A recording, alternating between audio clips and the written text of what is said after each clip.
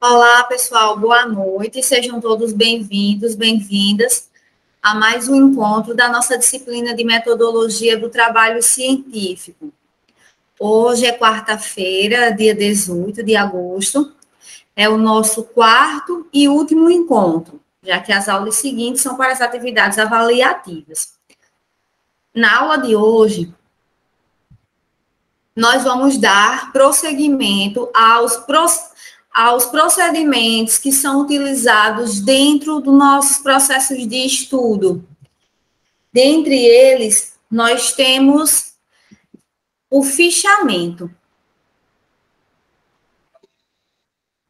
É o tema da nossa aula de hoje. Teremos dois temas. O primeiro é fichamento.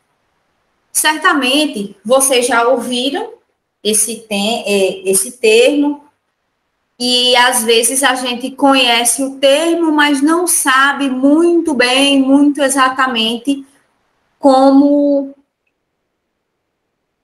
realizar, como desenvolver da forma correta. Às vezes a gente confunde, né, o que é fichamento, como fazer resumo.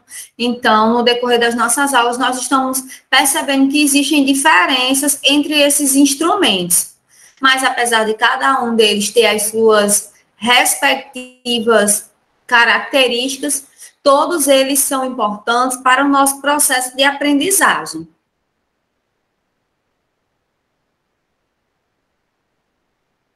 Peraí, passou? Então, a pergunta é: como fazer o fichamento de um texto? Vamos lá. Quando a gente vai falar sobre fichamento, é bem comum que a gente confunda o que é fazer o fichamento com o que é fazer o resumo. Mas, como eu falei para vocês, cada um desses instrumentos tem as suas características próprias, a sua forma de executar.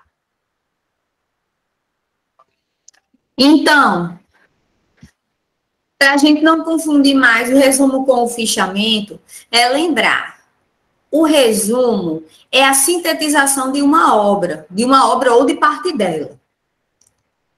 Sendo que o resumo, ele é texto corrido, o resumo, o que mais? O resumo, ele tem parágrafo único. E o fichamento? O fichamento, ele é feito em tópicos. Quando a gente fazia, algum tempo atrás, quando a gente fazia o fichamento à mão, tinha as folhinhas próprias de fazer fichamento, fichas, umas fichinhas assim, né? De fichamento vem disso, né? De fazer fichas. E o fichamento, ele é apenas para a gente pegar, para a gente anotar as principais, agora não falo, apenas as partes mais importantes de cada obra. O fichamento, ele, para que a gente vai fazer? Qual é o objetivo? Organizar e concentrar as ideias, as principais ideias de um texto. O resumo, ele dá uma ideia de sequencialidade. É um texto menor sobre o texto maior. O fichamento, lembrem-se, fichamentos fichas, quer dizer tópicos. Então, são partes, frases, pontos, parágrafos, elementos, sem ter necessariamente aquela sequência de uma frase para outra, como a gente precisa ter no resumo.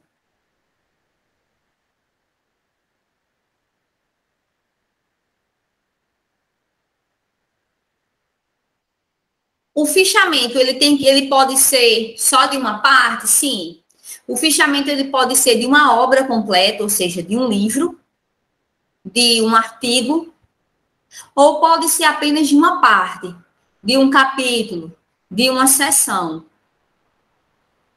Vai depender de como que você quer utilizar. Quando o fichamento for uma atividade avaliativa, é importante que você solicite quais as orientações necessárias. Por quê? Porque o fichamento, ele tem algumas formas de acontecer, as quais eu vou explicar. Agora sim, se você está fazendo um fichamento para uso pessoal, só para você mesmo, para você organizar os seus estudos, para você organizar as suas leituras, para você organizar, você está se organizando para escrever um artigo, para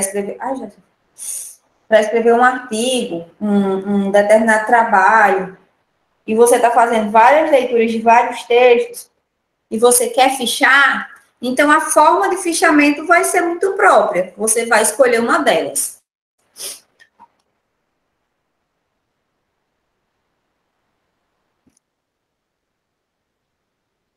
Como é que eu faço um fichamento? Bom, existem diversas técnicas. Nós vamos ver cada uma delas. Mas, assim, existe um passo a passo. O primeiro procedimento de todos, obviamente, é você fazer a primeira leitura do texto. Leia pela primeira vez.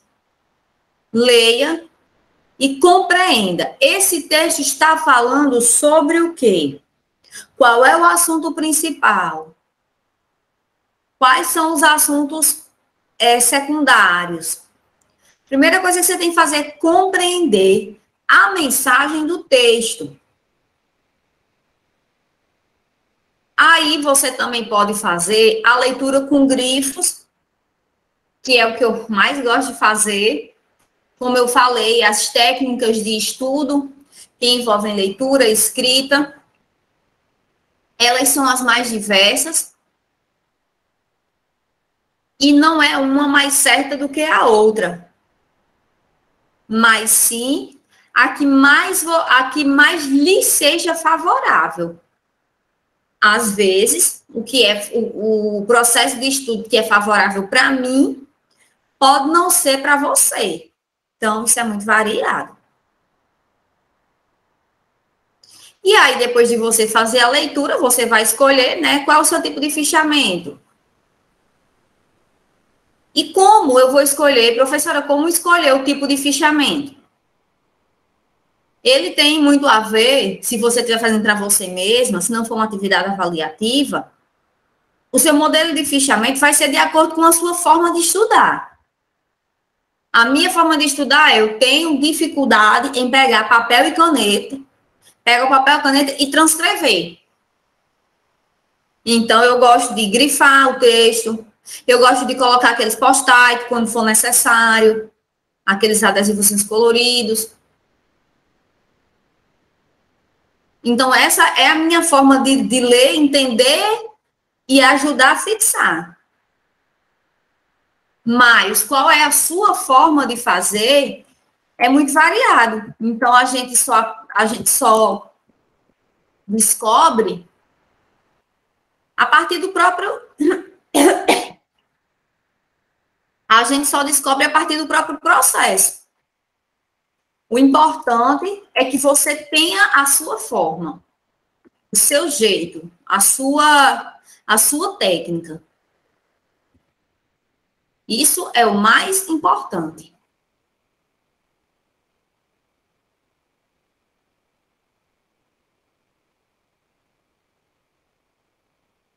E aí, como eu falei para vocês, não existe um único modelo correto de fazer fichamento. Por quê? Porque o fichamento ele pode ser de 3 formas. Por isso que tem essa informação aqui. Quando o fichamento for uma atividade avaliativa, quando um professor ou uma professora pedir para vocês que faça o fichamento de um determinado texto, a professora não deve dizer faça um fichamento, não. Mas qual tipo de fichamento está sendo solicitado? De citação, bibliográfico, de conteúdo. Agora, se você faz, a partir das leituras, dos textos, dos materiais, você gosta de ler e fichar, é para mim, é para uso particular, aí você vai ver qual que você mais se identifica, qual que você mais gosta, porque certamente você pode ficar mais à vontade. Então, vamos lá. Quais são esses tipos de fichamento?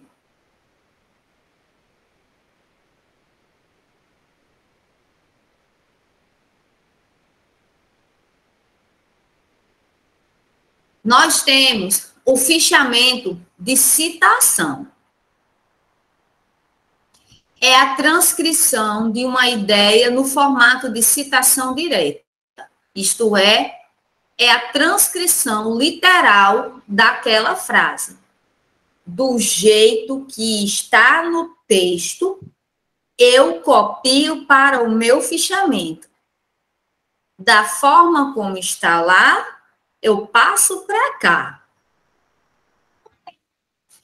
Tem alguém batendo na porta?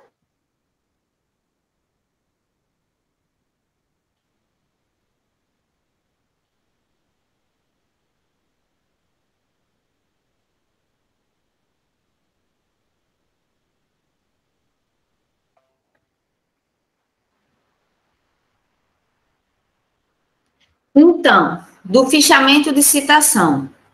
Do jeito que está lá, eu passo para cá. Nesse modelo, é necessário ter atenção redobrada, porque você precisa anotar de qual página você tirou, o nome do livro e quem é o autor do qual a referência foi extraída. Então, se você está fazendo o fichamento deste livro, desta obra, você tem que dizer, você já começa fazendo o cabeçalho, né? Colocando o nome do livro, métodos e técnicas de pesquisa social, autor, Antônio Carlos Gil. Se você pegar lá na ficha catalográfica o ano, para ficar mais completo, melhor ainda. Cadê a ficha catalográfica? Ela vem sempre no verso, lá no começo. Então, você pega essas informações de ficha catalográfica, coloca lá, fazendo um cabeçalho, para você saber esse fichamento eu fiz de onde. Você tem que ter essas informações.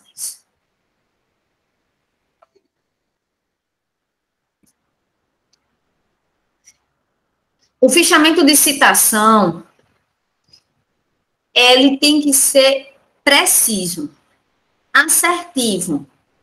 É aquela frase, é o que é. Então, você tem que...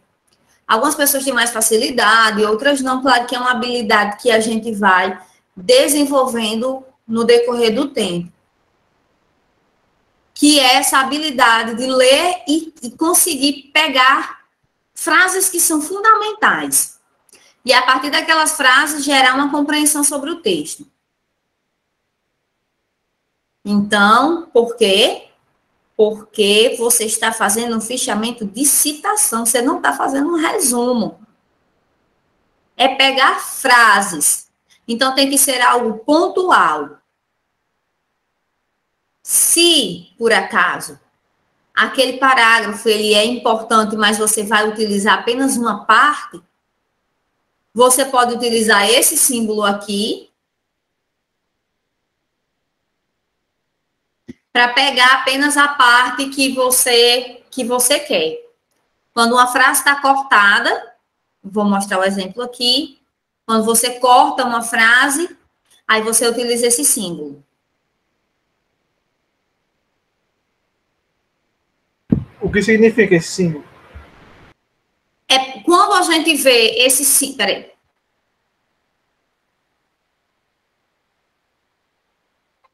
Vale? Quando a gente faz uma citação, que ele está aqui, ó, por exemplo, ele já mostra que a frase está cortada, que a frase não está completa. Ele pode vir no começo, no meio ou no fim da frase. Ele serve para mostrar que a ideia original ela não está ali na íntegra. Ela está em partes.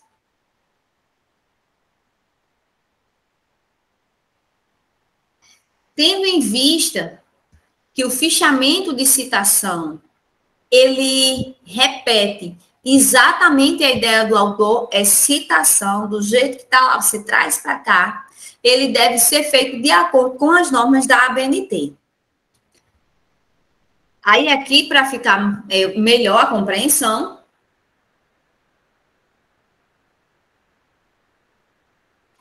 eu trouxe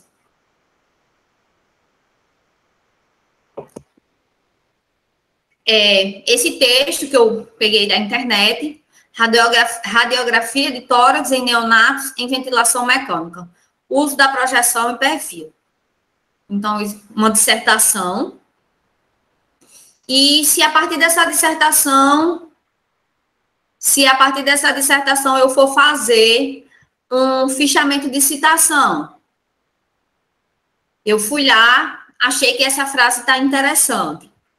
A elevação dos braços permite a elevação das articulações acrônios claviculares, situando-se geralmente acima do ápice do pulmão.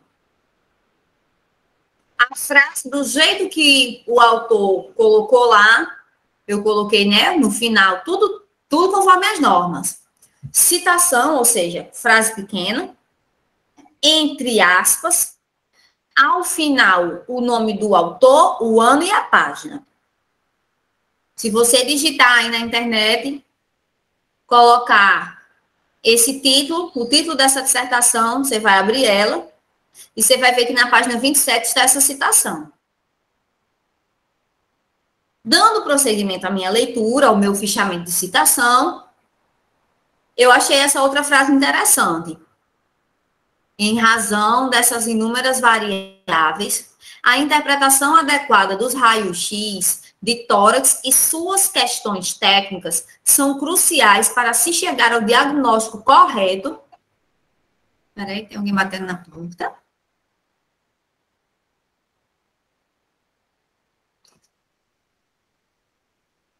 Em razão dessas inúmeras variáveis, a interpretação adequada dos raios-x de tórax e suas questões técnicas são cruciais para se chegar ao diagnóstico correto e evitar o tratamento inadequado. Pronto.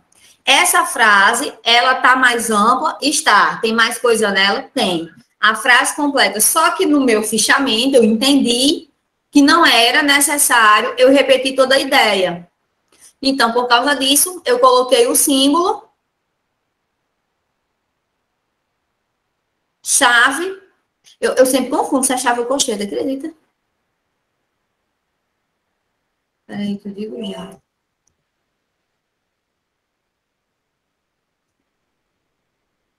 Colchete. Então, você coloca colchete, 3 pontinhos, fecha colchete, pronto. Então, quem pegar o meu fichamento, ou eu mesma futuramente, eu mesma depois, vou saber que essa frase ela está incompleta. E essa frase ela tem uma continuidade lá na página 28. Se alguém tem o interesse, se alguém tem a curiosidade de ver a frase na íntegra, é só ir lá até o trabalho e na página 28. Porque eu entendi que só nessa parte ela é suficiente para expressar o que eu gostaria que fosse falado. Então, pessoal, essa é a primeira parte. Me fiz entender? Esse é o fichamento de citação. Como é? Leia o texto. Eu não entendi nada, não. Como é? Eu não entendi nada, não. Certo. Você faz a leitura do texto. Primeira coisa. A partir dali, você conseguiu pegar as ideias principais. Mentalmente. É o que se espera, né? Que você faça a leitura e que você compreenda. Após essa compreensão, vamos lá, vamos fazer um fichamento de citação. Você pega o texto, você vai lá no texto.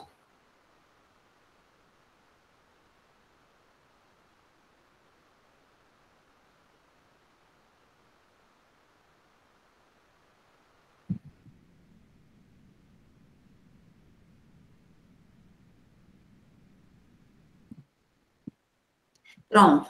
O texto que eu utilizei foi esse, uma dissertação que eu peguei sobre técnicas de raio-x. E aí eu fiz essa leitura a leitura do texto todo dessa dissertação, e a partir dela peguei partes principais. Por que citação? Porque do jeito que está, vou colocar aqui nas páginas que eu até comecei, né? Então, se eu vou fazer um fichamento de citação, eu vou pegar uma parte do que está escrito ali. Frases. E a partir dessas frases, eu tenho que ter uma compreensão. Ou se de repente eu for passar esse fichamento para alguém, que a pessoa consiga compreender, eu mesma ou outra pessoa, a partir das citações escolhidas, consiga ter uma compreensão do que foi apresentado naquele texto. Essa é uma estratégia interessante, principalmente quando a pessoa ainda está aprendendo a fazer as citações conforme as normas. Porque você vai treinar a leitura, a interpretação, e você vai treinar essa técnica de você pegar a citação e colocar ela conforme as normas. Ou seja, ter sempre o cuidado de colocar entre aspas, colocar o nome autor, ano e página, e conseguir, quando achar que é necessário, fazer supressão. Por quê? Porque, às vezes, a frase ela é extensa e você não tem a necessidade de expressar tudo ali. Dessa forma, você está fazendo um fichamento de citação, pegando citações, trazendo para o seu trabalho. Quer dizer, nesse caso, o cara pode pegar qualquer pedaço de frase, né, isso, para fazer um fichamento, dando para entender a qualquer outra pessoa que for ler, entendendo o que o assunto quer passar. Se for grande demais, pode botar colchete, se a frase for grande demais, para diminuir, mas sempre colocando o número da página, o ano e o autor daquele texto, é isso? Exatamente. É isso aí.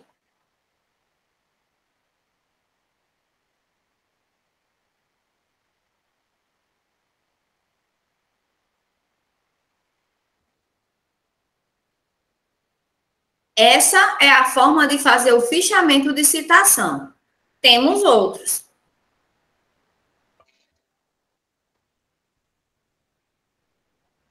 Pode fazer o fichamento bibliográfico. Esse é considerado como bastante simples. É basicamente a descrição das ideias do objeto em tópicos. Esse modelo, ele dialoga bastante, ele é basicamente a citação indireta, mas de forma um pouco mais específica e objetiva. O fichamento bibliográfico, ele funciona como uma paráfrase de uma parte selecionada. Por isso é importante detalhar também, fazer o cabeçalho, primeiramente o cabeçalho, e após a citação você fazer esse detalhamento, né, com autor, ano e página. Como? A citação direta, nós tivemos já uma aula sobre citação, mas vamos relembrar que a citação direta é: pegou o que está lá, eu trago para mim, dizendo de onde eu tirei. No fichamento bibliográfico, é basicamente fazer na forma de citação indireta. Existem ideias que as ideias não são minhas. As ideias, elas são de determinado autor. Então, para que eu faça essa transcrição, para que eu faça essa repetição, eu tenho que dizer de onde foi que eu tirei. Vamos ver. Ainda sobre o mesmo texto. Coloquei, primeira coisa que a gente faz é o quê? Colocar aqui a referência, né? De onde foi que eu tirei, autor, nome da obra, digo o que é uma dissertação, a cidade, a editora, que foi a universidade e o ano. A primeira coisa, assim, a se colocar, a identificação, de onde eu estou tirando isso, de onde são essas informações, para que depois a gente não procure esse arquivo, a gente não procure esse material no computador, no caderno, e tem as referências, tem o fichamento, mas não sabe onde foi. Como é? Eu li a dissertação e vi que lá ele trazia essa ideia. Mas se você for olhar na dissertação de Souza, ano e página, você vai ver que não está com essas palavras. Porque essa foi a minha interpretação. Para realizar uma correta avaliação da enfermidade do trato respiratório inferior, é essencial fazer uma radiografia de tórax. Pronto. Se você for pegar a dissertação, você vai ver que está escrito isso lá na página 30, inclusive com termos até mais técnicos. A minha forma de escrever foi uma forma mais simples. Para que posteriormente, quando eu for ler, eu ter essa perspectiva. Eu ler e saber que essas palavras aqui já são as minhas. Ou então, mais na frente, eu li o seguinte, li a informação e compreendi da seguinte forma. Na unidade de terapia intensiva pediátrica, o procedimento de raio-x de tórax deve ser utilizado quando for estritamente necessário, para evitar o desconforto e a exposição à radiação para os recém-nascidos. Se você pegar a dissertação e for lá na página 33, vai estar essa ideia, sendo que com as palavras do autor. E aí, vocês podem perguntar, professor, o fichamento bibliográfico é um resumo? Não é. Por quê? Porque o resumo, ele deve ter ideias que conversem entre si no decorrer de uma frase para outra. Um resumo não são frases soltas. O fichamento bibliográfico, ele permite isso. Uma obra dessa, um pouco maior, inclusive, eu posso pegar, deixa eu explicar melhor. Se eu estou fazendo um resumo de uma determinada obra, ela tem que ter ideias muito próximas. Eu não posso, de repente, saltear uma página sem trazer nada daquela ali, a não ser que seja uma página de gráficos e de elementos visuais. Mas no resumo, você tem que trazer informações basicamente lauda por lauda. Nos fichamentos, não. Vocês estão vendo que a primeira que eu trouxe aqui foi da página 30. Aí depois eu já como, agora claro, porque esse é um arquivo grande, deixa eu só conferir aqui. É um arquivo com 65 laudas. Então, quando a gente está fazendo uma leitura de um material mais extenso, e a técnica utilizada é o fichamento, ela possibilita que você faça o recolhimento dessas ideias de forma permite que você possa saltear as páginas. Então, um resumo, ele é mais denso. O fichamento, você vê que ele é fichas, ele é tópicos, ele é ideias. Então, a partir desses tópicos, a partir dessas ideias, é uma coisa ali rápida, é leitura rápida. É fazer a leitura, anotar aquilo ali, e posteriormente, quando eu for, por exemplo, estudar para a prova, quando eu for apresentar o trabalho, a gente está organizando aqui um seminário, justamente sobre os procedimentos de raio-x em uma unidade de terapia intensiva pediátrica. Passou lá o texto. Principalmente, por exemplo, quando você tem que fazer a leitura de mais de um texto, que geralmente é o que tem nas disciplinas. Vocês já têm um tempo de caminhada, vocês sabem que existem aquelas disciplinas que são mais densas, que tem... A nossa não, a nossa disciplina ela é mais leve, ela é mais tranquila, mas certamente que vocês têm disciplinas que são muito mais densas, que tem um volume muito maior de informações, que a cada aula a professora ou professor traz aquela quantidade de textos. O que é que você faz? Você lê o texto, você vai conseguir lembrar de tudo, mas se você conseguir, parabéns. Mas o que é que acelera o processo? Ajuda a fixar. eu particularmente acho que o fichamento é a técnica que nos ajuda de forma mais rápida, dinâmica, precisa no nosso processo de aprendizagem. Fez fichamento, vai ajudar. Se você prefere fazer um fichamento de citação, você faz. Se você prefere fazer o seu fichamento bibliográfico, faça também. São técnicas muito úteis. Terminou a aula ou antes da aula, lê o texto, marca os pontos principais. Porque quando eu entendo, quando eu leio os pontos principais, vai vir à mente o texto na sua integridade.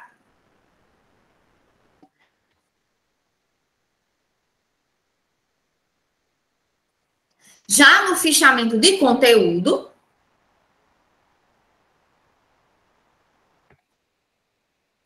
o que é que eu tenho? É um fichamento também chamado fichamento de resumo, fichamento textual. É uma síntese das principais ideias contidas na obra. Deve ser elaborado com suas próprias palavras. Isso é, você deve construir interpretações do conteúdo. As ideias devem ser apresentadas seguindo a mesma ordem que estão no texto estudado.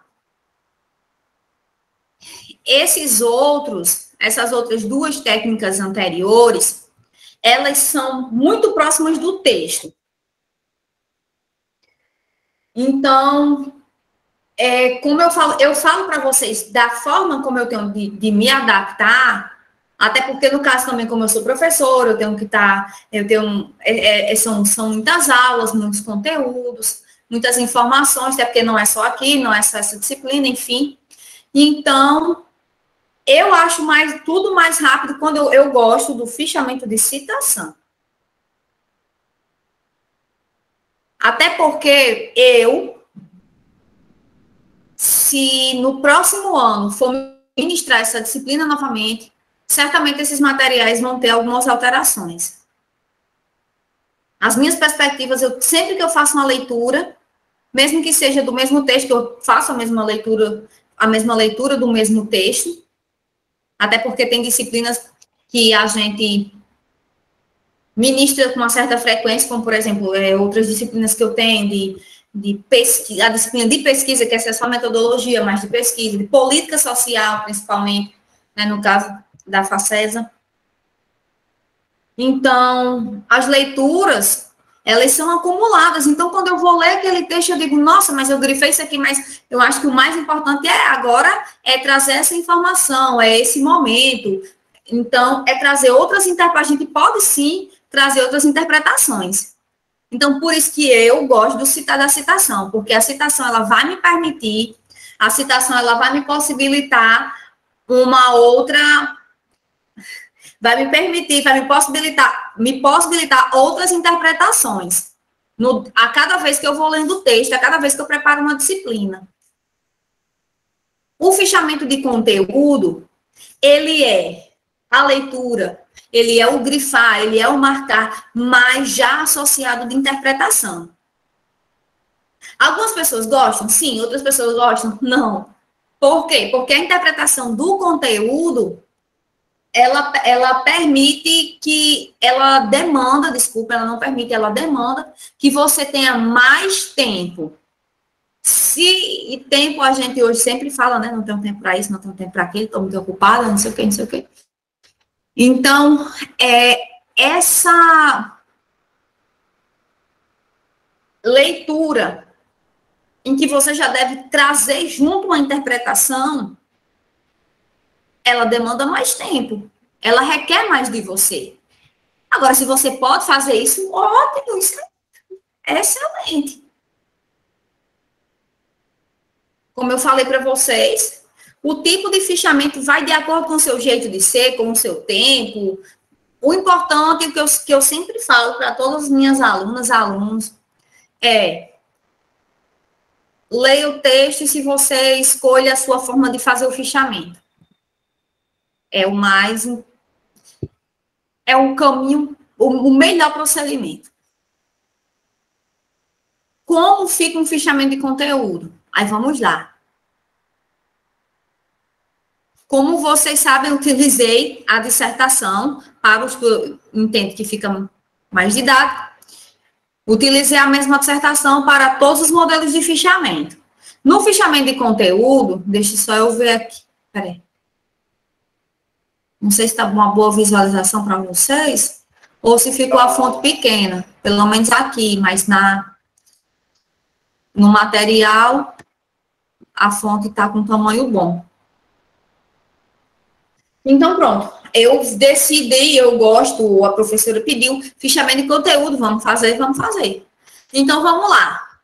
Como fazer o fichamento de conteúdo? Ele deve seguir, não é uma coisa escrita de forma desorganizada, para frente e para trás. Ele deve seguir a mesma sequência das ideias do original. Então, como é que eu fiz? No capítulo 1, o autor expõe a estrutura da dissertação. Apresentação, justificativa, objetivos e referências. Pronto, isso é o que está no capítulo 1. Capítulo 2. É desenvolvida uma revisão do artigo O valor da radiografia de tórax na unidade de tratamento intensivo pediátrico. Ficou nítido que a radiografia do tórax é o exame mais utilizado em pediatria.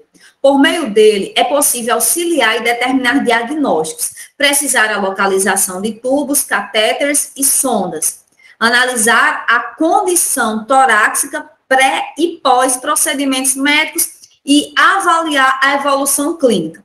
Pronto, no capítulo 2 está escrito isso.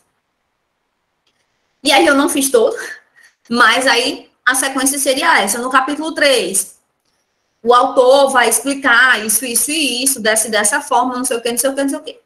Nas considerações finais, o autor faz uma retomada dos aspectos principais, e aí você vai, em linhas gerais, trazer o que é que tem nas considerações finais. Ou seja, o fichamento de conteúdo você vai fazer na mesma sequência que está o material e trazer esses apontamentos.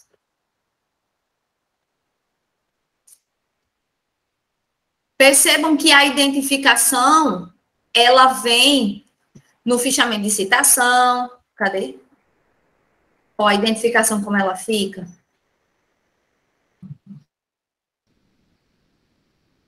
No bibliográfico, como é que fica? E no de conteúdo, a gente faz por capítulo, se for dissertação, se for livro, se for artigo, se for texto, a gente faz por seção. Mas tudo de forma objetiva.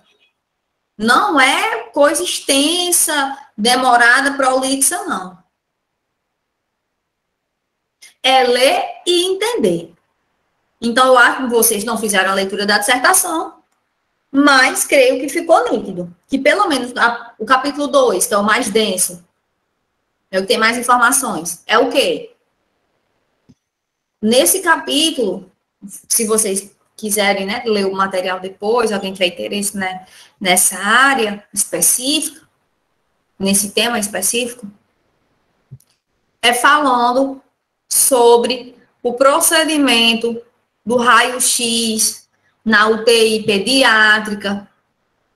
Aí vai falar que ele vai explicar que é muito importante, mas que deve ser usado com cautela, porque são crianças, não pode estar expondo com tanta frequência,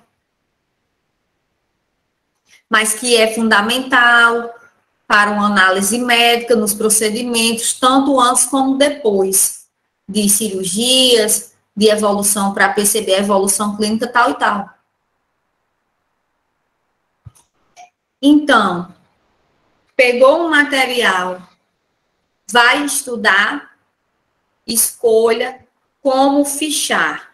Essa vai ser a forma que você vai ter mais rápida para você conseguir ajudar a fixar o conteúdo. E não é só porque é rápido, não, diga assim, mais eficiente.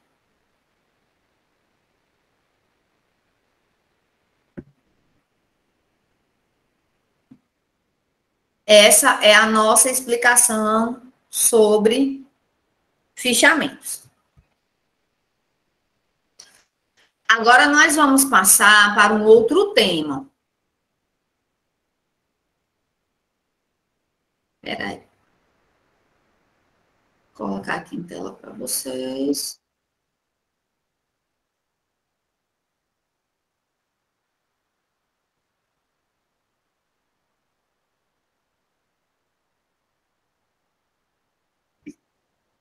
Nós vamos ver agora sobre o nosso último tema da disciplina, que é pesquisa bibliográfica.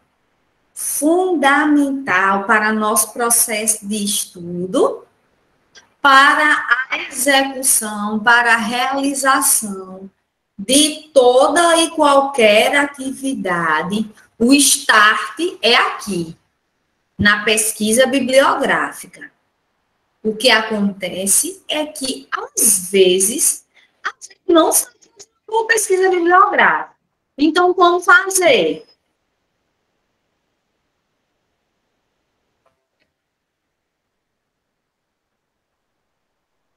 Vamos ver aqui, vamos explicar. O que é uma pesquisa bibliográfica? Como fazer? E quais as melhores fontes para consultar?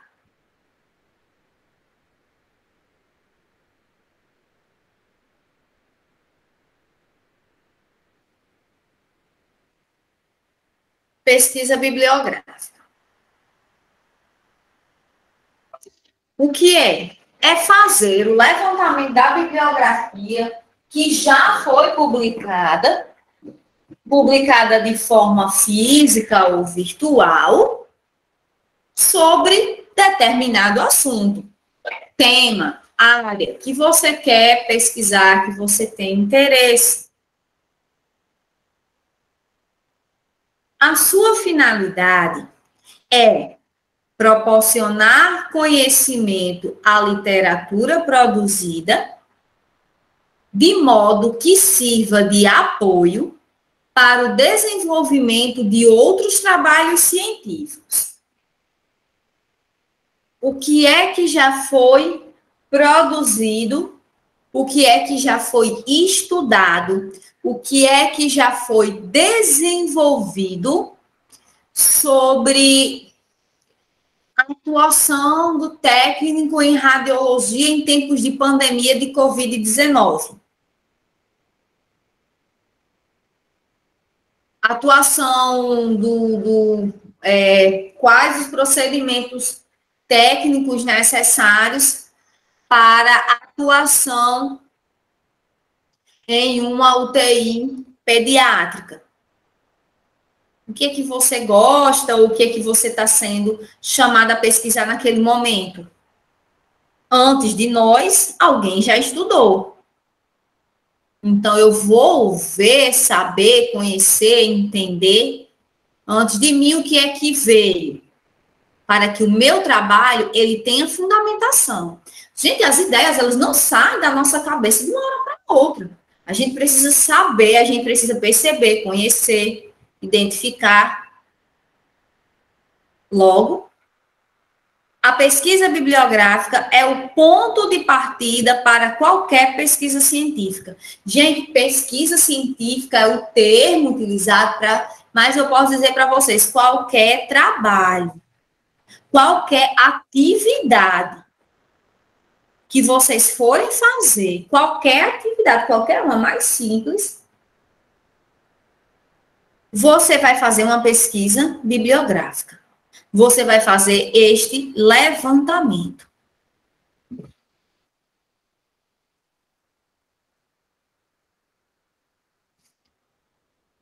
A partir da pesquisa bibliográfica, quais informações eu vou ter? Por quem? Quando? Onde? os trabalhos estão sendo desenvolvidos? Quem são os autores e autoras que estão estudando, pesquisando, compreendendo sobre os procedimentos de radiologia,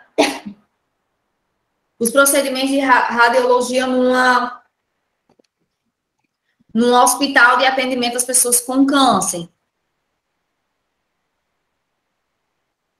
Então, quem são esses autores? Quem são esses pesquisadores? Quais são as pesquisas que são as já mais antigas? Quais são as mais recentes? E onde esses trabalhos estão sendo desenvolvidos? São pesquisas desenvolvidas por universidades? São pesquisas desenvolvidas num determinado hospital?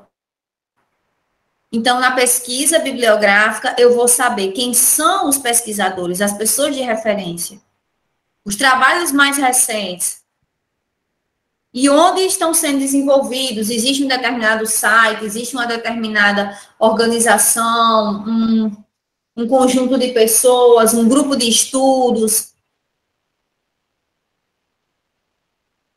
E aí, quando você está fazendo a sua pesquisa bibliográfica, é importante buscar a fonte primária. O que é a fonte primária? É a fonte primeira.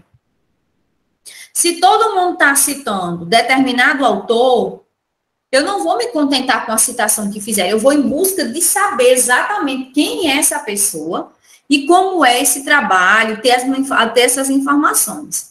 Buscar sempre a fonte primária, ou a fonte primeira, a fonte inicial para a sua pesquisa.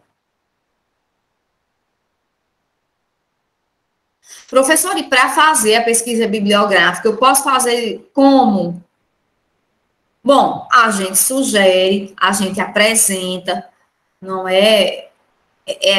Como compreende-se como sendo da melhor forma possível. É você seguir um roteiro, para que você não se perca.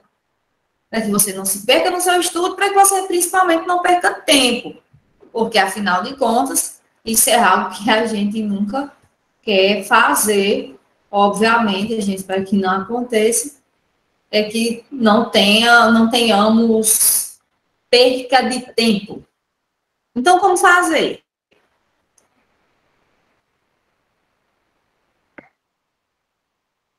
Primeiramente, determinar precisamente o assunto ou o tema a ser estudado. Às vezes a gente entende, algumas pessoas entendem, que quanto mais amplo o meu tema, melhor. Mas é um engano. Em se tratando de pesquisa bibliográfica, em se tratando de pesquisa, em se tratando de estudo, quanto maior o seu recorte, melhor a compreensão. Quanto maior o recorte, melhor a compreensão. Por isso que no roteiro diz determinar precisamente, exatamente, a atuação do técnico em radiologia em tempo de pandemia. Certo. Pandemia de quê? A pandemia de Covid-19, onde? No Brasil. Ou, quanto mais detalhado, fazer uma pesquisa sobre essa atuação no Brasil. Como é que você vai fazer um negócio desse? Não é melhor você fazer em Açu, não? Então, você fazer um recorte do seu tema, você fazer um recorte de tempo, ou seja, um determinado momento específico. Se você fala de pandemia, você está falando desde 2020. Então, fazer um recorte temporal, fazer um recorte local. Essa pesquisa vai ser feita, eu vou fazer uma entrevista com técnicos de radiologia de Açu, do Rio Grande do Norte. Você tem condição de entrevistar no Rio Grande do Norte? Então, dê definição, escolha, detalhamento. Por isso que tem que determinar precisamente. Dê definição a isso aí. Quanto mais recortadozinho, melhor. Então, aí vamos lá, vamos fazer uma pesquisa sobre essa atuação profissional exatamente no período de pandemia, né? Nós tivemos, ainda temos, né? Agora talvez seja mais até um processo de relaxamento, mas, e pedindo a Deus, para quem acredita em Deus, que essas variantes, elas não venham para terminar de nos matar de vez. Mas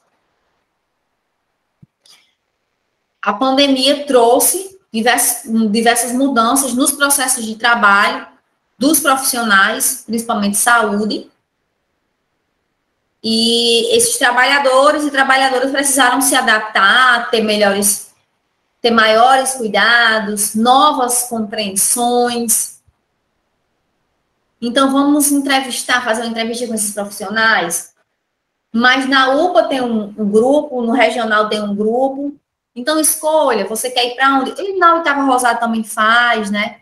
Então, assim, você quer entrevistar grupos de pessoas, você quer entrevistar uma pessoa, então você quer entrevistar mais de uma, vamos para o hospital regional, faz uma pesquisa lá.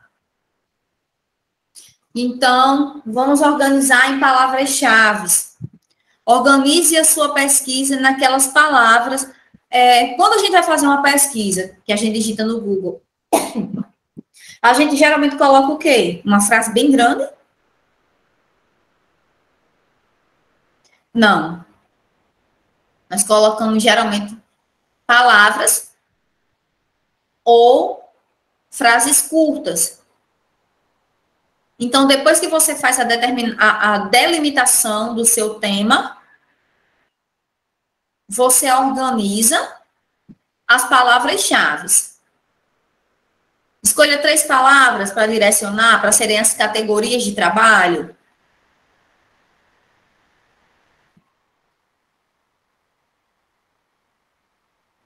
Posteriormente, você vai identificar os recursos disponíveis. O que é que você tem disponível? Você tem acesso a alguma biblioteca física, você tem acesso. Você tem condições de comprar materiais, comprar livros. Quais livros? Quantos? Os seus recursos disponíveis, seus recursos para acessar o que é virtual. O que é que você tem? Você tem um computador? Você tem só um celular? Você tem os dois? Você tem internet em casa? Você tem uma boa internet? Você depende de alguém? Como você vai fazer sua pesquisa? Como você vai organizar? Você tem que identificar quais recursos você pode contar.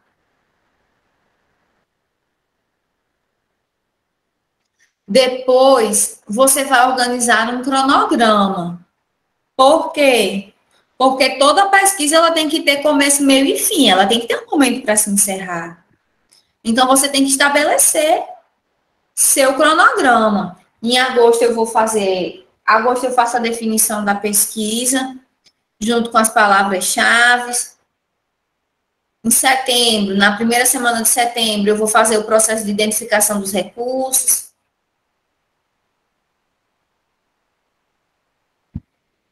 E assim sucessivamente.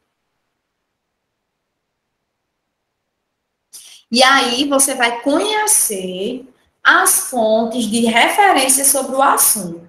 Quais são os livros que falam sobre isso? Quais são os sites? Quais são os materiais produzidos?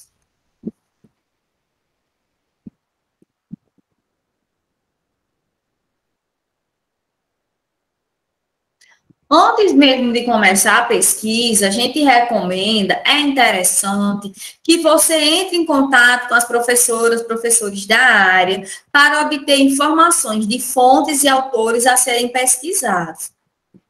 Em tempos de internet, onde a gente tem tudo ali a um clique, com muita facilidade, nós sabemos, nem tudo que está disponibilizado são informações confiáveis, corretas, procedentes. Então, para que você não caia na armadilha de utilizar materiais que não vão trazer uma contribuição simbólica, significativa para o seu trabalho, para que você não caia nessa armadilha, então você pode já fazer esse momento de estar conversando com pessoas que você sabe que entendem mais sobre o assunto do que você. Colher dicas, colher informações, eu coloquei assim antes da pesquisa, mas não precisa apenas antes, né? Antes e durante também. Esteja entrando em contato. Pessoal, essa estrutura de fazer uma pesquisa bibliográfica não é só para uma grande atividade, não. Se você for fazer um seminário e você organizar nesses moldes, não tenha nem dúvida de que o seu seminário ele vai ser supimpa. Um artigo que uma professora peça para vocês escreverem, qualquer atividade acadêmica, seguir o roteiro da pesquisa bibliográfica é ter ali a grandes possibilidades, não vou dizer 100%, né? Mas grandes possibilidades de que 90%, 95%, a depender da sua dedicação, as grandes possibilidades que você vai ter de conseguir que o seu trabalho ele fique muito bom.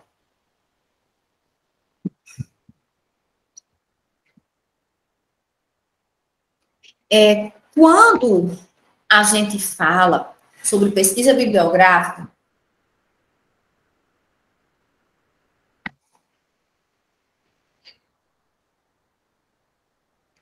nós temos também o termo chamado pesquisa documental. Eu trouxe, até porque algumas pessoas, às vezes, utilizam os termos como se eles fossem sinônimos, que não são. Pesquisa bibliográfica é uma coisa, pesquisa documental é outra. Então, qual a diferença entre elas duas?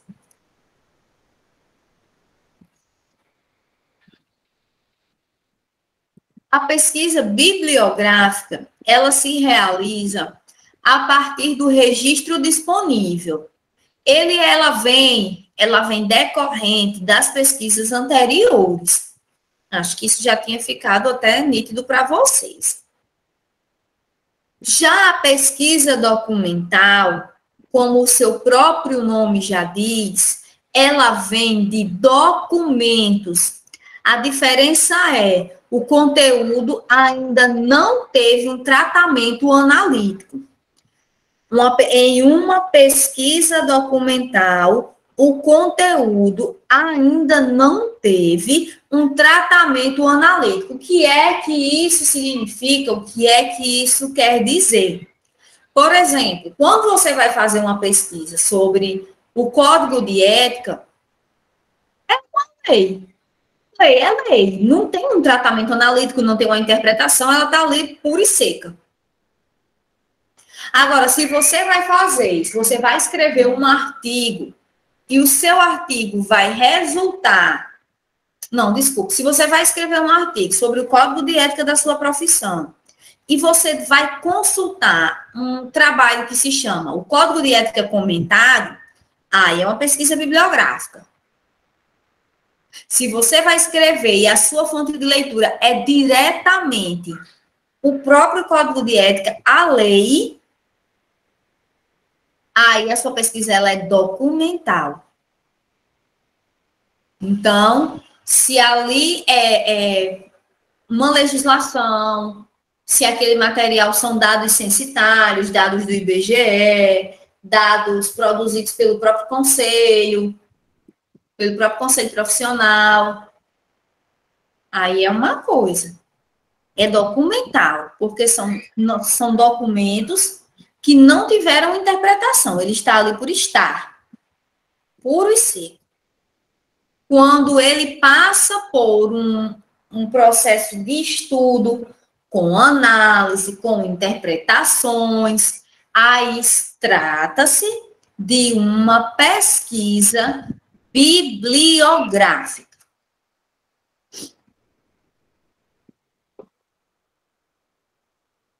Um outro termo que às vezes chega a se confundir com a pesquisa chama-se revisão de literatura. Que é o quê? É fazer a revisão da literatura publicada. É um tipo de pesquisa mais denso, pois suscita a busca por diversas fontes. Então, a gente tem essa ideia de às vezes, dizer assim, porque eu fiz uma pesquisa bibliográfica, porque eu fiz uma revisão, mais na frente diz, mais na frente diz, eu fiz uma revisão de literatura. Não é assim. Uma pesquisa bibliográfica, eu posso fazer com 3 autores. Tranquilo. É 3 autores que escrevem isso assim sobre o tema, tá certo? Tá certo. Agora, se você vai fazer uma revisão de literatura, 3 autores é pouco. Você está fazendo uma revisão do que já foi produzido. Então, como é que você vai utilizar só 3 fontes?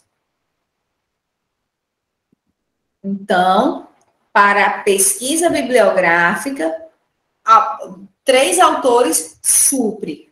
2 autores supre. Agora, só um também não dá, né? Revisão de literatura, não. Revisão de literatura é mostrar o que já foi escrito. Então, é coisa para 5, 6 autores, dizer que esse autor fala isso, que esse autor colabora, que o autor A diz isso, o autor B concorda, o autor C discorda. É fazer essa troca, é mostrar os pontos de vista que são diferentes, que são similares.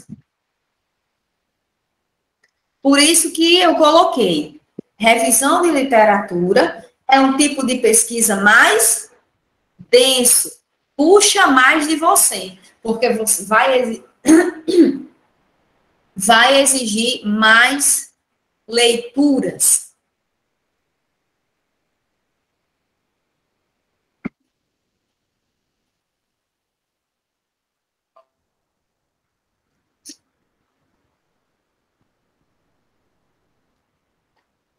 Um outro tipo de atividade bem bacana também, que é uma pesquisa, é um tipo de pesquisa, eu gosto. Chama-se estudo de caso. O estudo de caso ele é muito bacana. Por quê? Porque o estudo de caso é você fazer um estudo da vida real. De algo que você, de uma determinada situação que você está ali acompanhando. É um meio de organizar os dados, preservando o caráter único do objeto estudado. Mas por que esse objeto estudado tem um caráter único? Porque ele consiste em uma unidade individual, é uma determinada situação, um caso que eu acompanho. Então, não há generalizações. São situações que você vai ver, por exemplo, quem trabalha em UTI, que a pessoa geralmente, tem as exceções, né? Mas geralmente o paciente, ele fica um determinado tempo, então você vai conhecer e entender aquela história, aquele caso, é uma situação que permite. Por quê? Porque o estudo de caso não é, vou fazer um estudo, eu trabalho na UPA, eu vou fazer um estudo de caso sobre uma situação que eu atendi uma vez, não. O estudo de caso é você fazer um estudo sobre uma situação, que você tem um acompanhamento, que você vê aquela história ali, tem um certo começo, meio e fim, de uma realidade que você acompanhou.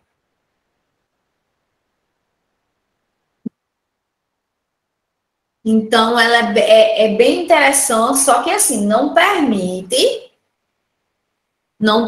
você fazer com tanta facilidade assim, não, porque você tem que pesquisar, você tem que estar atenta onde, quem vai ser essa pessoa, como vai ser. Mas quando se consegue delinear e executar essa pesquisa, é muito bacana, porque você está acompanhando ali aquela determinada realidade. Então, os resultados, as possibilidades, as aprendizagens são diferenciadas, mas são muito boas.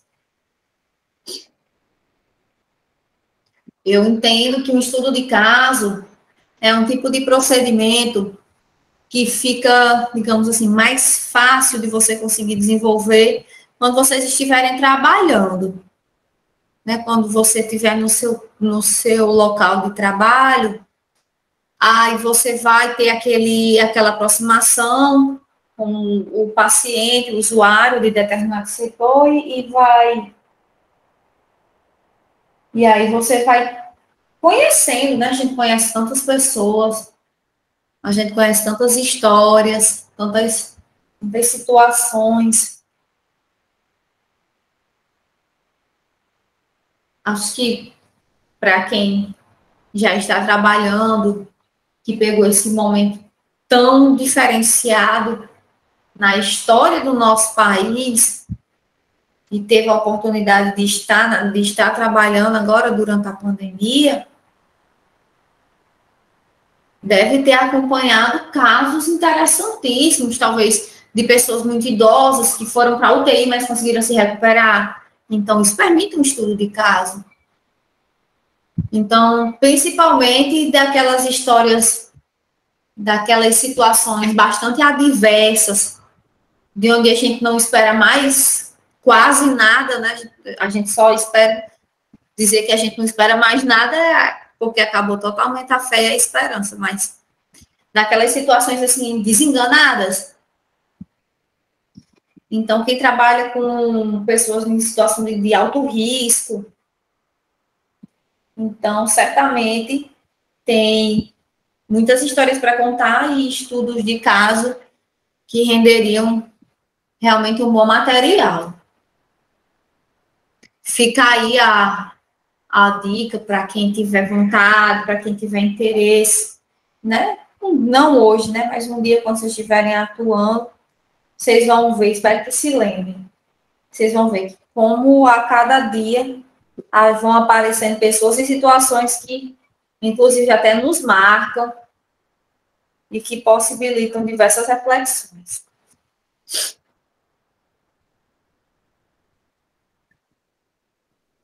Quando a gente vai falar em pesquisa, um outro elemento que não posso deixar de citar chamam suas abordagens metodológicas. As abordagens metodológicas de uma pesquisa, elas são duas. Uma pesquisa ela pode ter como abordagem quantitativa. O que é? É um método de pesquisa social que utiliza a quantificação nas modalidades de coleta de informações e no seu tratamento, mediante técnicas estatísticas, percentual, entre outros. As pesquisas de abordagem quanti, elas são utilizadas quando se necessita garantir a precisão dos resultados, evitando distorções de análise e de interpretação, possibilitando uma margem de segurança quanto às inferências, ou seja, quanto aos seus resultados. Ou seja, é projetada para gerar medidas precisas e confiáveis que permitam uma análise estatística. Pode ser aplicada com um maior número de sujeitos. Quanti vem de quantidade, de números. Então, tem que ser algo comprovado estatisticamente, numericamente. Fazer uma pesquisa quanti. No hospital, na UPA de Açu, a cada 10, agora a gente, graças a Deus, não está mais com esse número tão elevado, né? Mas a cada 10 pacientes, a pesquisa, pessoal, pode durar um ano inteiro. Então, a cada 10 pacientes que deram entrada no mês de janeiro de 2020, no mês de janeiro de 2020, a cada 10 pacientes que deram entrada na UPA com Covid, a cada 10, 5 faleceram, 5 ficaram curados. E aí, no mês de fevereiro, foi mais, foi menos? E no mês de março, porque tudo isso fica registrado, né, lá? Em todo e qualquer hospital, na verdade. Então, você pode fazer uma pesquisa quanto sobre isso, mostrando que está acontecendo um declínio na quantidade de óbitos. Espero que não vá mostrar que está tendo um aumento. Que Ave Maria. Então, é você procurar saber números. Quantas pessoas estão... quantas pessoas foram vacinadas, numa perspectiva de quanto se esperava, dessa quantidade de pessoas que foram vacinadas, mesmo após a segunda dose, quantas ainda contraíram a doença. Então, fazer uma abordagem quanto na sua pesquisa é isso. É você tratar de modo a trazer informações numéricas. Posso fazer, portanto, com um maior número de sujeitos. Quando a pesquisa não é quanti, ela pode ter uma abordagem quali. Abordagem qualitativa. Qual é a diferença? A abordagem quali, ela busca entender um fenômeno específico em profundidade. Ao contrário das estatísticas e de outras generalizações, na abordagem quali se trabalha com descrições, comparações e interpretações. Portanto, podemos afirmar que ela é mais participativa. Preocupa-se com um nível de realidade que não pode ser quantificado. A pesquisa quali, ela é exploratória, pois estimula os entrevistados a pensarem livremente sobre um determinado tema.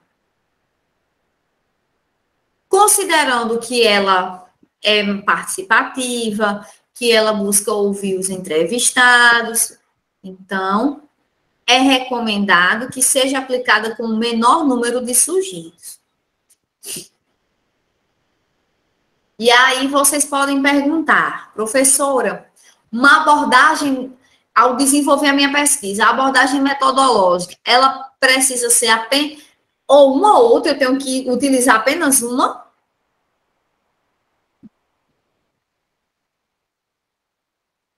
Quanto às abordagens metodológicas, uma pesquisa pode ser quali e quanti ao mesmo tempo. A escolha será de acordo com os objetivos que você tem na sua pesquisa.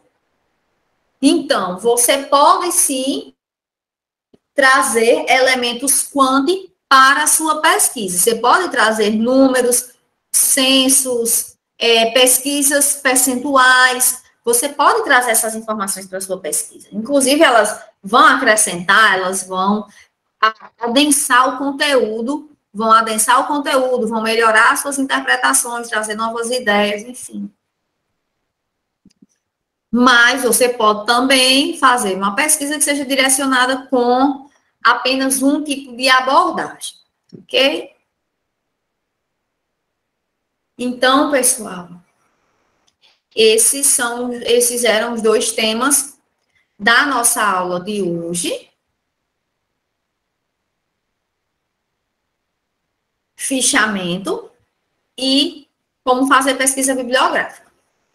Dessa forma, nós conseguimos concluir a disciplina, ou seja, todos aqueles objetivos que foram elencados, que estão disponíveis no ementário da disciplina, eles foram passados para vocês no decorrer desses 4 encontros, ok?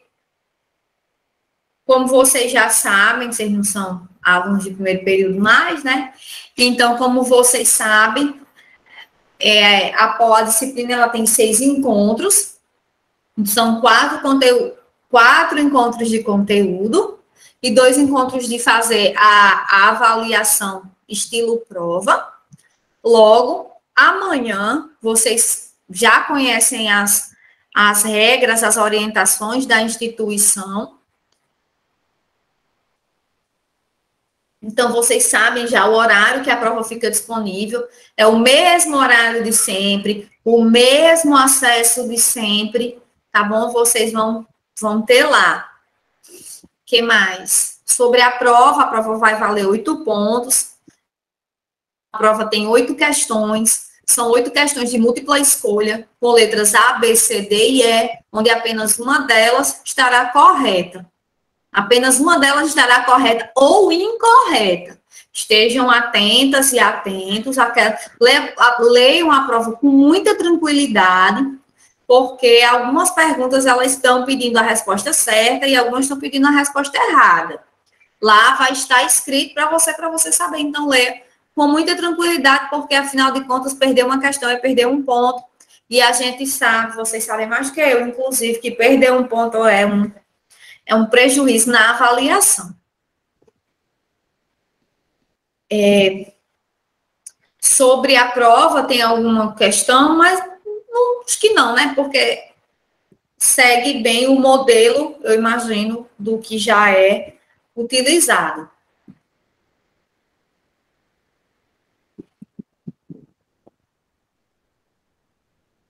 Todos os materiais foram disponibilizados na plataforma no SIGA da instituição para pegar, para revisar a própria aula, né? Se quiser assistir alguma.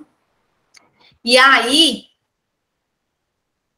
conforme foi solicitado, vou fazer aqui rapidamente, vou fazer aqui um fichamento das aulas anteriores, retomando aqui alguns elementos, alguns pontos, algumas explicações, para ajudar a fixar.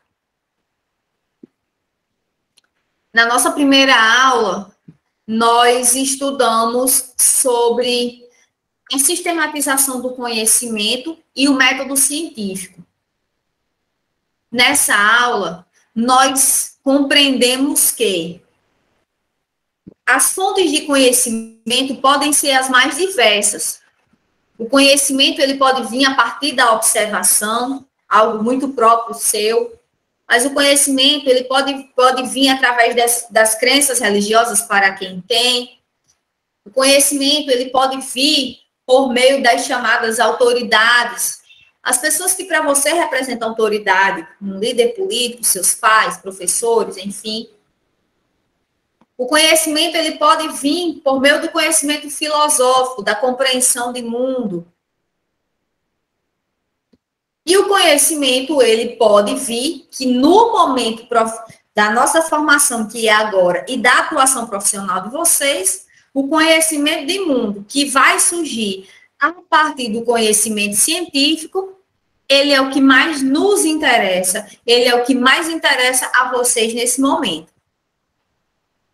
Podemos afirmar que existe uma fonte de conhecimento que é mais importante, mais correta do que os outros? Não, a gente tem que respeitar todas as formas de conhecimento de mundo, até porque vocês vão trabalhar com pessoas, um público absolutamente variado. Então, vocês devem ter muito respeito com a forma de ser dessas pessoas. Mas você, enquanto profissional, deve partir, as suas premissas, elas devem partir do conhecimento científico. Nós vimos que o conhecimento ele tem características Ele é caracterizado como geral, verificável, objetivo, racional e falível. Então, o conhecimento ele tem essas características para que a gente entenda o que realmente é conhecimento científico e o que não é. Se não corresponde a ser objetivo, racional, sistemático, geral, verificável e falível, ele não é um tipo de conhecimento científico.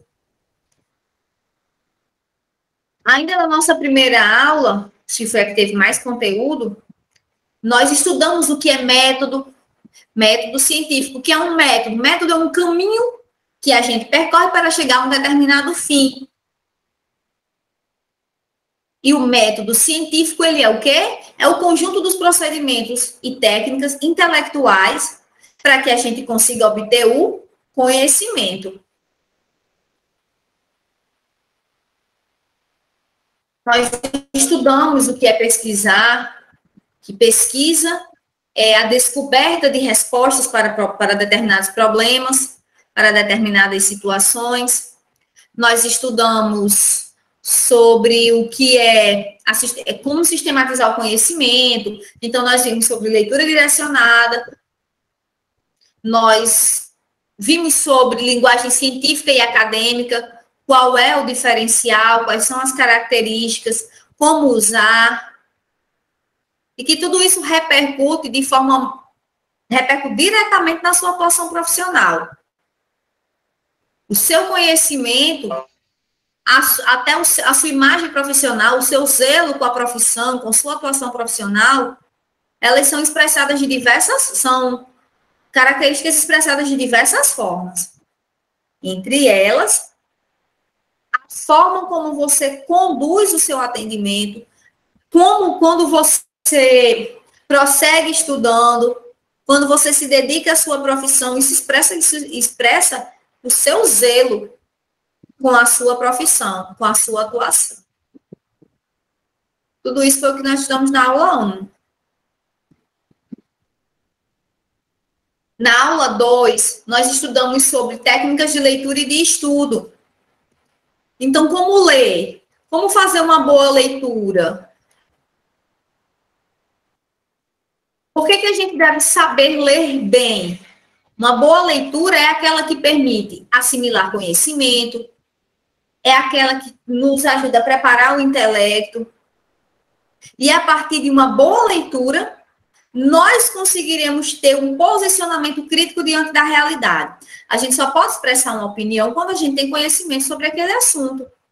E como é que eu vou ter conhecimento? Conhecimento só vem a partir de leitura. Se você não lê, você não tem como adquirir conhecimento.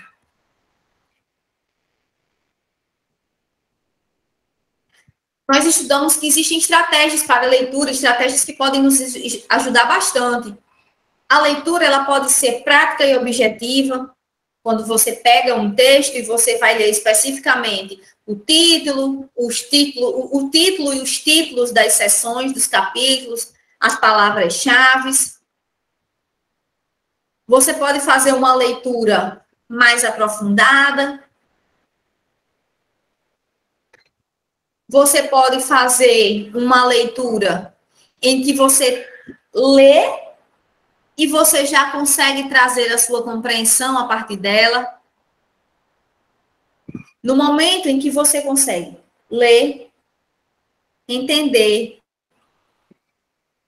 analisar, ou seja, se posicionar criticamente diante daquilo, e realizar uma síntese, ou seja, você consegue resumir aquele texto depois, você conseguiu exatamente o processo completo da interpretação de texto. É ler, é analisar, depois você faz um resumo sobre aquilo ali, pronto. É quando você consegue. Se você não consegue seguir esse passo a passo, ainda faltou algo para melhorar a sua leitura.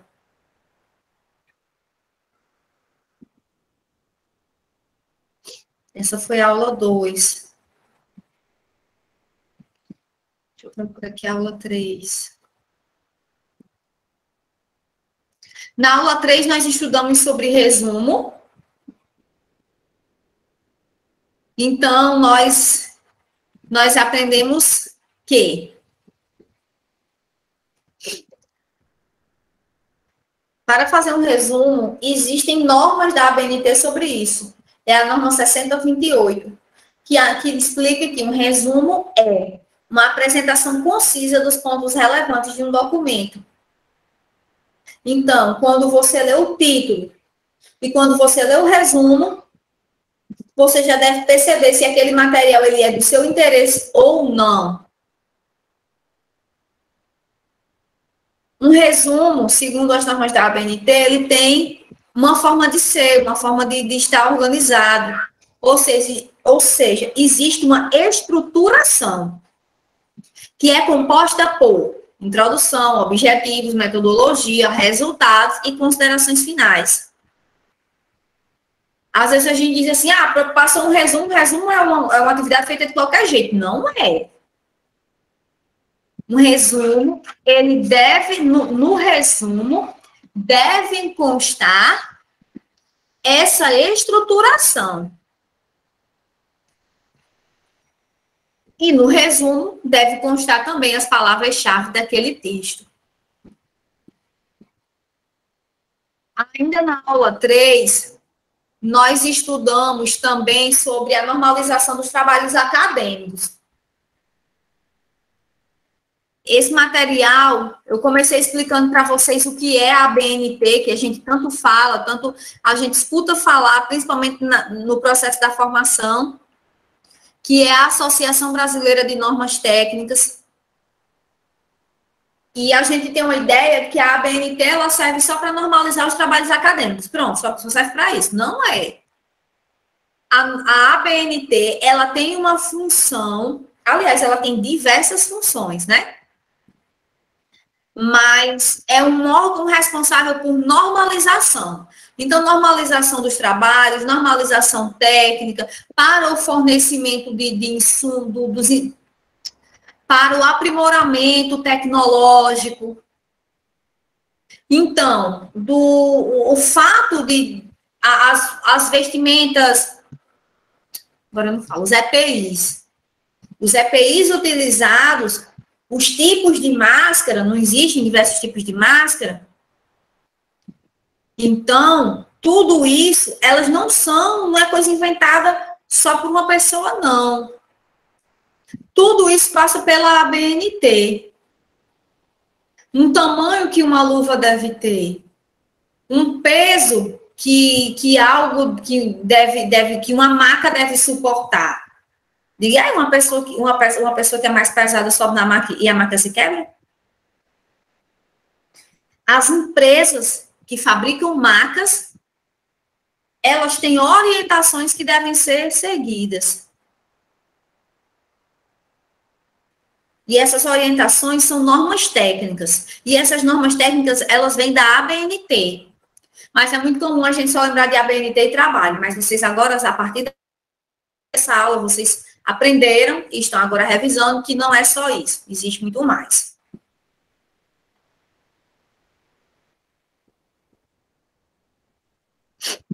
Mas aí, especificamente para o que nos interessa nesse momento, o processo de normalização dos trabalhos acadêmicos, ele é fundamental, porque assim os nossos trabalhos eles vão estar organizados, eles vão estar catalogados, vai evitar o plágio, eu vou conseguir estudar melhor e a produção científica vai ser potencializada.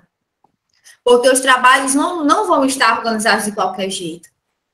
Então, se você quer publicar um trabalho,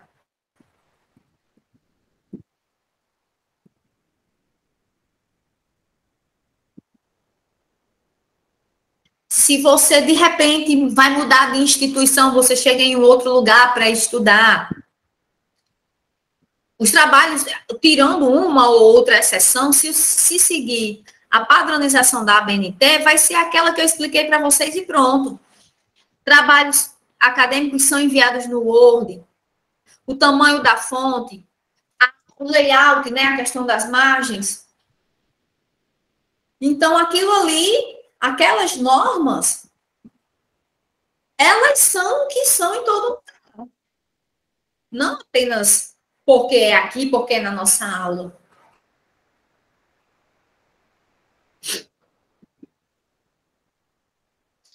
Bom, e depois de tudo isso, nós tivemos a aula de hoje, né? Então, foi isso que nós estudamos. Muito conteúdo, inclusive. Não são poucas informações, são muitas. Porém, eu não considero que sejam informações difíceis. Porque, às vezes, nós temos disciplinas que é conteúdo menor e muito mais aprofundado, muito mais denso. A nossa disciplina, o conteúdo ele é bastante operacional, como uma forma de que vocês possam estudar melhor, ler melhor, possibilite uma melhor interpretação, e tudo isso, sem dúvidas, repercute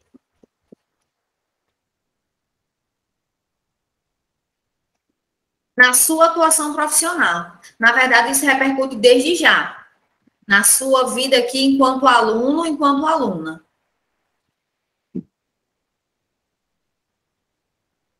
Pessoal, eu me fiz entender alguma questão, mas... Deixa eu colocar aqui.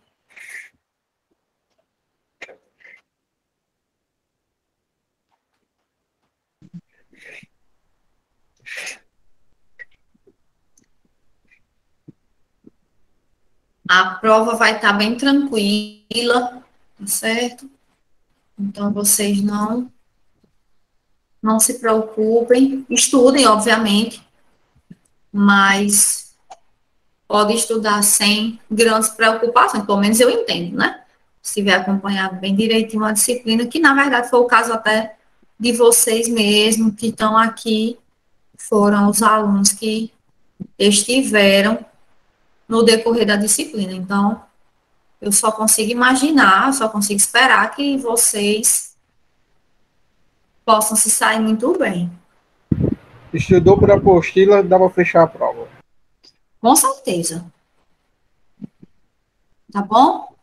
Então, assim, eu estava falando, mas ao mesmo tempo já coloquei aqui, né, a frequência de vocês, que é Fabiana, Jaine. Tô aqui. Leiliane, Magdiel e Maria Kathleen. Ok? Postei aqui a frequência de vocês. Desejo muito boa sorte amanhã. Fiquem tranquilas e tranquilo, porque é do meu perfil. Eu só cobro exatamente aquilo que a gente falou, que a gente conversou. Então, desejo muito boa sorte a vocês. Espero ter a satisfação de quando for corrigir e pegar as notas que vocês tenham se saído muito bem. Certo? Mas vocês têm alguma pergunta para fazer? Alguma questão? Não, nem eu não tenho, não. Não, nenhuma? Também só tô com medo da prova. Fique não, vai dar certo. Viu? Vai dar certo, se Deus quiser. Pois então, pronto, amanhã... Se Deus quiser. A partir de que horas? 7 ou é 7 ou é 8, né? Que fica disponível? Eu acho que é 8 horas, eu acho. Que das 8, né? Então, pronto, vocês já sabem o tempo. Então, ó, vai dar certo. Tá bom, pessoal? A recuperação vai ser como? A recuperação é na sexta. Seguindo os mesmos padrões. Os mesmos padrões que eu tenho da instituição. Uma prova, agora sim, com 10 questões. A prova vai ter 10 questões, todas de múltipla escolha, tá certo? Seguindo todas também sobre os assuntos que nós estudamos. Tá certo? A prova é na sexta, no mesmo horário. Mas vocês não precisam nem saber disso, que vocês vão passar. Na quinta-feira vocês vão estar, já dizer, de férias, ó. Vocês vão encerrar a disciplina. Essa. Bom, pessoal, então esse era o conteúdo que eu tinha para passar para vocês. Foi muito bom estar com vocês novamente. Espero encontrar com vocês em outros momentos, outras oportunidades. Quem sabe até presencial, para que a gente possa fazer ainda mais atividades. Ok? Então, qualquer outra coisa, vocês podem perguntar lá no grupo. Tá bom? Então, a nossa aula se encerra por aqui. Desejo boa sorte amanhã, um bom descanso hoje e que vocês permaneçam se cuidando para manter todo mundo com saúde, viu? Até logo. Qualquer dia a gente se encontra. Tchau, tchau. Tchau, tchau, boa noite.